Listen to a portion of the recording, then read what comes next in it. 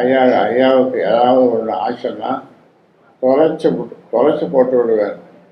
நான் சும்மா இருக்க மாட்டேன். வேடிக்கை பார்த்துட்டு இருக்கேன்னு நினச்சிட்டு இருக்கானுங்க. மனசில்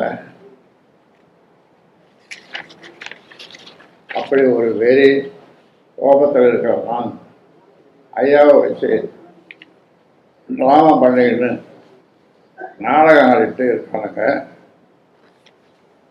துப்பு இல்லாதவனுங்க. இது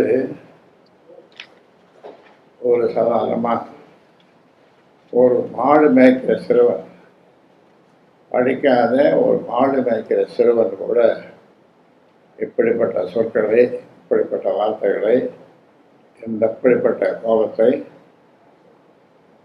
கோபம் கலந்த சொற்களை கொட்டியிருக்க மாட்டான். அதனால்தான் நான் முன்புரை நிர்வாகக்குழுவிலே சொன்னேன்,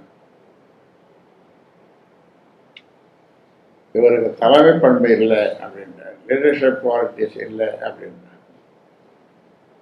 அப்போ அந்த சொன்னதும் அந்த கூட்டமாக முடிஞ்சு போச்சு.